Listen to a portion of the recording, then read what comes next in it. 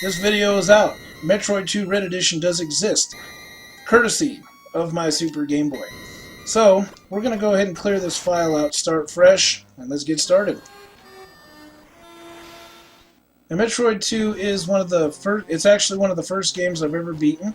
My brother and I used to sit in the break room at my dad's work on our Game Boys all day long, and this is just one of the games that was in my Game Boy for about 2 years straight. Nothing else. Yeah, I had a little bag that I'd carry all my games in, and this one was the only one I really needed there for a while. I did play some other greats. TMNT, Fall of the Foot Clan's another favorite. Bad and Rad, which is of the Skate or Die franchise, that was pretty cool. Very 90s. Very late 80s, early 90s era. But I fucking loved it all the same. Still do. It's one of those games I'm going to have to re-buy now that I think about it. But whatever, it's cool. And I'm pretty sure I could score it for cheap. I do see it popping up in retro game stores every once in a while, so I might have some extra money someday and actually get the damn thing. And I hope you folks are having a good weekend. Let me know what you've been playing. I've been playing all types of shit, getting ready for some video releases I got coming up here soon. Keep your eyes open for that. By the time you see this, you might notice that I do have a new video up talking about Two Awesome Studios' new Kickstarter campaign for Dimension Drive. Dimension Drive is a shmup game that I had played way back in November, and I absolutely fell in love with this dual screens concept, and I wanted to see what their progress was. So the developers hit me up about a week ago, telling me that they had a new updated version out they wanted me to take a look at. So hope you folks get an opportunity to not only watch that video, but to also consider donating to their Kickstarter as well. If you haven't seen it yet, Dimension Drive is an amazing shmup. I mean, it looks like a really awesome comic book set in space. You play as the character Jacqueline, aka Jack, and she pilots the ship and she has to fight the Yasha Jules from taking over the world. It looks like the planet Vane is where she's from. And you just gotta stop them because they're a warmongering race and all they know how to do is kill and be killed, and that's it. So yeah, gotta save the planet Vane from utter annihilation. And yeah, it may have the standard story that you would hear in a shmup, but Dimension Drive is far from standard. I mean, my good buddy Adam over at Replayability has seen the previous video that I've done for it, and it was amazing then. It's even more amazing now. It has some of the best music I've ever heard, and the graphics are quickly becoming a favorite of mine. The lighting effects and everything else, it's just beautiful. Lots of hardcore action for shmup veterans out there. I like to call myself a shmup veteran, but I'm not the best in the world. Sometimes I just get a little too impatient. And I find that I play shmups a hell of a lot better when I'm a little, like, you know, on the inebriated side. And then some folks, they just flat die and get their asses handed to them, but they still play them because shmups are fun. It's all about that eye candy, it's all about that music. And then, of course, power-ups are also really important as well. Dimension Drive has that in droves. You're doing yourself a disservice not checking it out. I do believe the last time I searched the internet, the previous version that I showed back in November is available still on the IndieDB.com page, but don't hold me to that. I would urge you to check out the developers' websites and see what's out there if you're curious to see. The feels I get when I play this game. It's like I'm fucking 8 years old all over again. It's beautiful. Yeah! And the Game Boy was one of my favorite consoles. Unfortunately, I cannot even see the screen on a standard Game Boy anymore, no matter how hard I try. It's just impossible. So I relinquish my Game Boy titles over to my GBA SP, and I'm perfectly happy with that, with a little backlight to help me out. And I can see my games, and of course my Super Game Boy that you're seeing right now. This is how I play my Game Boy games still. I'm not gonna totally disregard all the awesome titles that I remember playing as a kid. But that serious lack of a backlight is it just plays havoc on my poor my poor balls now. It's just not good.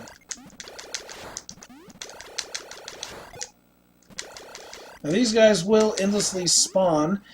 Funny part is, though, they do have a limit. I think if you kill about 10 of them, this funny little sound effect will play, and then no more come out.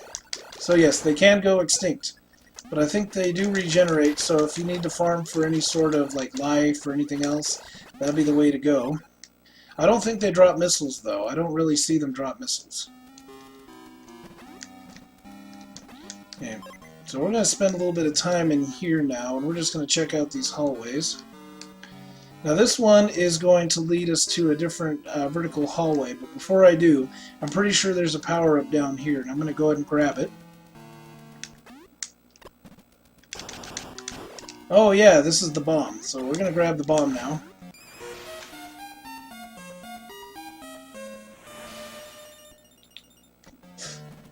And then now we can grab this missile pack, so we're going to do that too.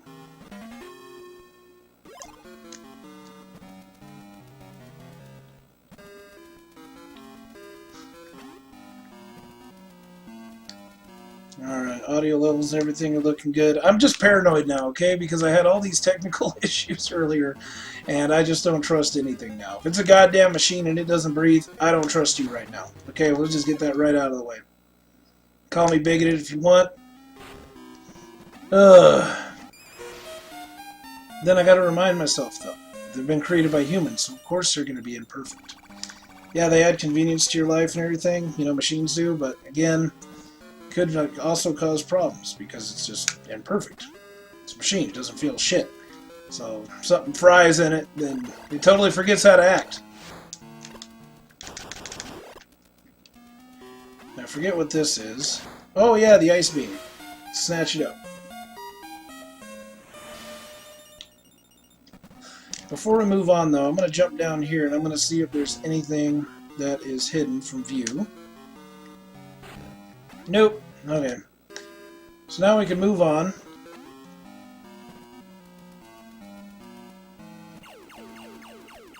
Now the ice beam, that's going to be something I'm going to hang on to for the duration of this game. It is possible to pick up, like, it's a phaser, and then there's the wave. But I'm going to leave those alone, and I'm just going to go ahead and keep the ice beam, because I will be needing that when I get to the Queen Metroid's chamber. Because just like in the previous Metroid, you do have one final run of regular-ass Metroids to try to get you. And the only way to kill them is to freeze them and shoot them with missiles.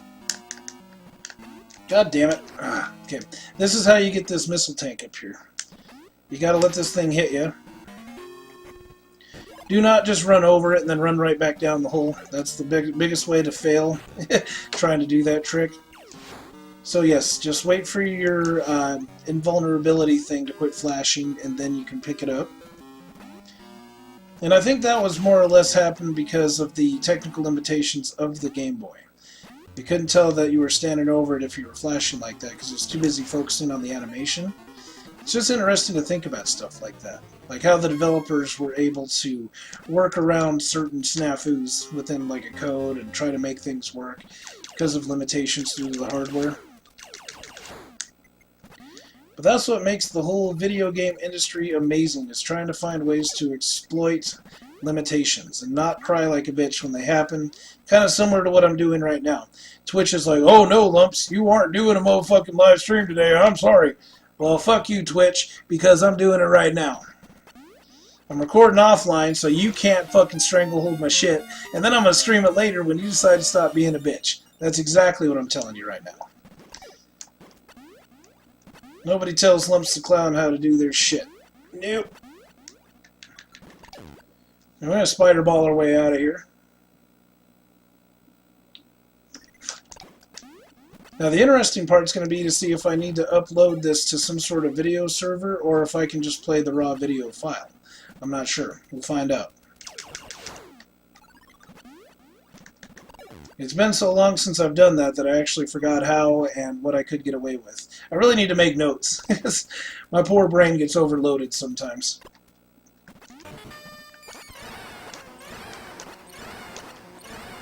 One more for you, bitch. There you go. Now, I did actually watch Jaws last night, I just wanted to do like a cinema night, so I figured Jaws was definitely on the menu, seeing how I just recently did a video on that game as well. So I decided to actually watch the movie. If I really wanted to go hardcore, I could watch Jaws 4, which the NES game draws its inspiration from, but I couldn't bring myself to do it. So yeah, we'll just celebrate with the original Jaws and we'll call it good. Now, I probably really should just sit down and watch the damn thing before I try to talk any shit about it. But, I mean, we're talking about a movie that's about 15 some odd years old. Oh god, I'm stuck. Okay, there we go. The controls of the spider ball are really wonky. Like, I'm gonna have to fall down. If you stop your chain of motion, then you could end up getting to a point where you're stuck against the rock crags, and then you got to drop down, kind of like what I had to do right there. So just keep a good motion, find a good flat surface to stop on if you need to stop, and you'll be good to go. Almost lost it there, but we made it. Now, you see this bottom ceiling here? If you happen to crawl on that instead, you can actually get missile and life refills. I don't need either one right now, so we're just going to leave them alone. Although with the new Red Edition, I can't see if that energy tank is full or not. I can't remember either. All I know is I'm not beeping. And if I start beeping, then I'm going to have to start fucking farming out for health points, whatever. There are some enemies in here that give you the small ones, and then there's even rarer enemies that give you big ones. It's like 20 points of health that it restores. Not sure. Alright, there's nothing up in that one, so we're going to leave it alone. This is the area that we walked out in, so we're going to scroll over here to the right. And we're going to see what's this way.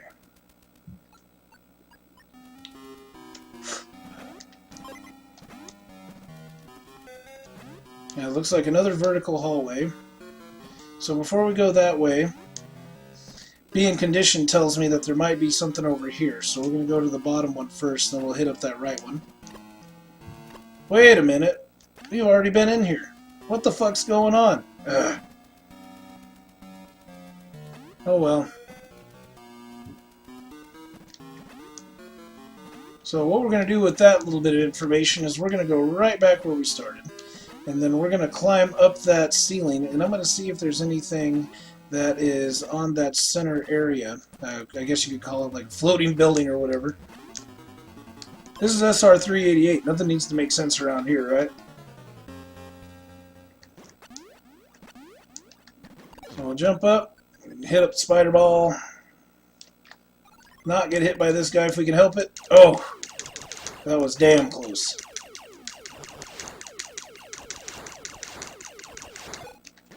So I don't think we've been in here yet. Let's go ahead and try it out.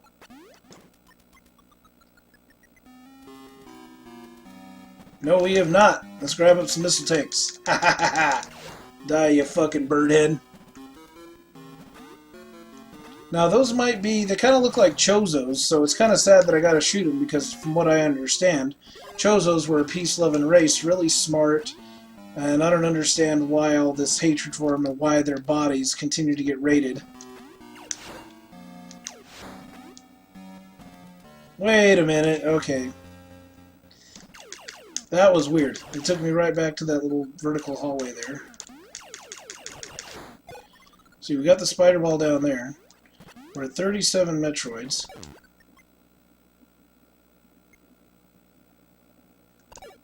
So we got that Metroid in there. I don't think there's an area that I can fall down in there just yet. Nope. Okay.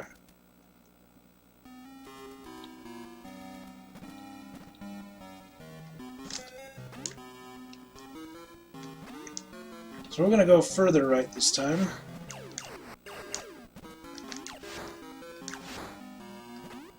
So we already got all this shit here. That should have hit him. I got fucking gypped right there. That's messed up.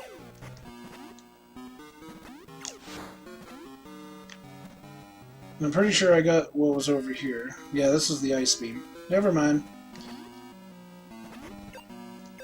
Aw, man, you gotta be kidding me. Next time on Lumpz the Clown Entertainment. I just had to see that, sorry.